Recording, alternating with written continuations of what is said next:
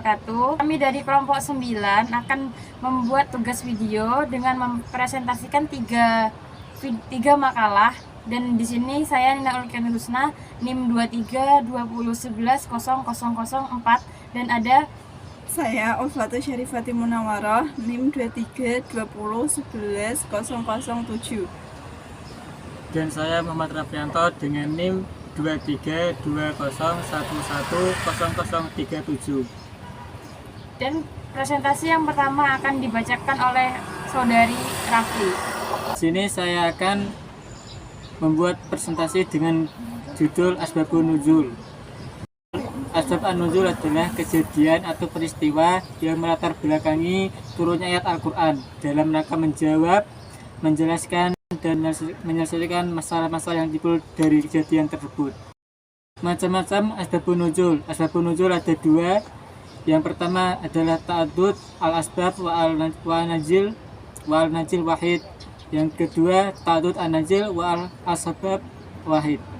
Yang pertama ta'addud al-asbab wa al-najil wahid adalah apabila riwayat tentang sebab turun ayat lebih dari satu, tetapi yang turun hanya satu ayat, kelompok ayat, atau satu surat.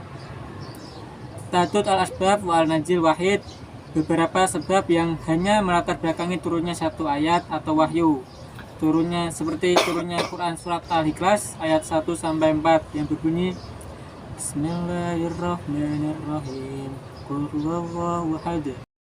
Allahus samad. Lam yalid wa lam yulad wa lam yakul lahu kufuwan ahad. Yang artinya, katakanlah, dialah Allah yang Maha Esa. Allah adalah Tuhan yang bergantung kepadanya segala sesuatu. Tiada beranak dan tidak pula diperanakan, dan tidak seorang pun yang setara dengan Dia. Yang kedua, ta'addud wal asbab wahid adalah satu karena yang melatar belakangi beberapa ayat. Misalnya ada dalam surah Ad-Dukhan ayat 10, 15, serta 16 yang berfirman fardaqib yaumata bis-sama'u bidukhanin mubin, yang artinya maka tunggulah hari ketika langit membawa kabut. Inna kasiful angkat biqalila innakum la'idun, yang artinya sesungguhnya kalau kami akan melenyapkan siksaan itu agak sedikit, sesungguhnya kamu akan kembali ingkar. Yaumana batisul batasyatul kubra inna muntakimun, yang artinya ingatlah hari ketika kami menghantam mereka dengan hantaman yang keras, sesungguhnya kami. Redaksi dan makna ungkapan asbab an-nuzul. Ungkapan-ungkapan yang digunakan oleh para sahabat untuk menunjukkan turunnya Al-Quran tidak selamanya sama. Ungkapan itu secara garis besar dikelompokkan dalam dua kategori, yaitu sharih atau jelas, seperti ungkapan riwayat sharih yang memang jelas menunjukkan asbab an-nuzul dengan indikasi menggunakan lafaz pendahuluan. Yang kedua, muhtamilah atau masih memungkinkan atau belum pasti. Ungkapan muhtamimah adalah ungkapan dalam riwayat yang belum dipastikan asbab an-nuzul karena masih. Urgensi dan kegunaan asbab an-nuzul. Asbab an-nuzul mempunyai arti penting dalam menafsirkan Al-Quran. Seseorang tidak akan mencapai pengertian yang baik jika tidak memahami riwayat asbab an-nuzul satu ayat. Pemahaman asbab an-nuzul akan sangat membantu dalam memahami konteks turun ayat. Ini sangat penting untuk menerapkan ayat-ayat pada kasus dan kesempatan yang berbeda. Kesimpulannya, asbab an-nuzul merupakan bahan sejarah yang dapat dipakai untuk memberikan keterangan terhadap turunnya ayat Al-Quran dan memberinya konteks dalam memahami perintah-perintahnya.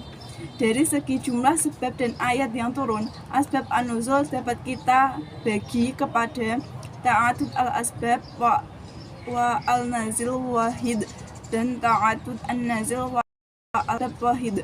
Asbab an-nuzul mempunyai arti penting dalam menafsirkan Al-Quran. Seseorang tidak akan mencapai pengertian yang baik jika tidak memahami riwayat asbab an-nuzul suatu ayat. Materi selanjutnya yaitu ijaz Al-Quran. Pengertian ijaz merupakan bentuk masdar dari bentuk fi'liyah, yaitu kata ajaza ya'juju. Ajaza sendiri berasal dari kata ajaza yang berarti lemah. Secara bahasa, ajaza atau ijaz berarti melemahkan atau menjadikan sesuatu menjadi lemah, tidak mampu. Secara terminologi, ijaz Al-Quran adalah menetapkan kelemahan manusia baik secara kelompok atau bersama-sama untuk menandingi hal yang serupa dengannya. Adapun mukjizat didefinisikan sebagai suatu hal atau peristiwa luar biasa yang terjadi melalui orang yang mengaku nabi sebagai bukti kenabiannya, yang ditantangkan kepada orang yang ragu untuk melakukan atau mendatangkan hal serupa. Dapat disimpulkan bahwa ijaz Al-Quran adalah ilmu yang membahas tentang segi-segi kemukjizatan Al-Quran agar menjadi pelajaran bagi umat manusia. Sejarah ijaz Al-Quran menurut Dr. Suhbi As-Soleh dalam kitabnya membahas fi ulumil Quran bahwa orang yang kali pertama membicarakan ijaz Al-Quran adalah Imam Ajahid. Ditulis dalam kitab Nuzulul Quran. Hal ini seperti disyaratkan dalam kitabnya yang lain, Allah Hayawan. Lalu disusul Muhammad bin Zaid Al-Waisti dalam kitab Ijaz Al-Quran yang banyak mengutip isi kitab Al-Jahid tersebut di atas. Jenis-jenis ijaz Al-Quran. Ada beberapa macam ijaz yang terungkap dalam buku yang berjudul Al-Ijazu fil Al-Quran fi wujhil muktasyifah, yaitu diantaranya A. Ijaz balagi, mukjizat dari aspek sastra.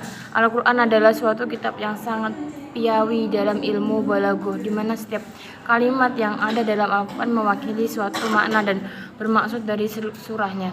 B. Ijaz tasyri'i, mukjizat dari aspek hukum dan perundang-undangan. Ajaran-ajaran ada di dalam Al-Quran dapat selalu eksis dalam situasi dan kondisi apapun. Hal ini karena secara persyariatannya yang simpatik dan menarik tanpa ada pemaksaan. Macam-macam mukjizat. Yang pertama ada mukjizat hissi, yaitu material dan indrawi. Mukjizat hissi adalah suatu yang dapat dicapai oleh panca indera dan tidak bersifat kekal. Mukjizat ini sengaja ditujukan atau diperlihatkan kepada manusia biasa, yakni individu yang tidak bisa menggunakan kecerdasan pikirannya, tidak cakap mata hatinya, serta rendah perasaannya. Mukjizat nabi-nabi terdahulu semuanya tergolong dalam jenis mukjizat pertama ini. Dalam artian mukjizat tersebut dapat disaksikan atau dijangkau langsung oleh indera masyarakat, tempat seorang nabi menyampaikan risalahnya dan tidak berlaku selamanya. Contohnya perahu Nabi Nuh alaihissalam yang dibuat atas petunjuk Allah SWT, sehingga mampu bertahan dalam situasi ombak dan gelombang yang demikian dahsyat. Tidak terbakarnya Nabi Ibrahim alaihissalam dan dalam kobaran api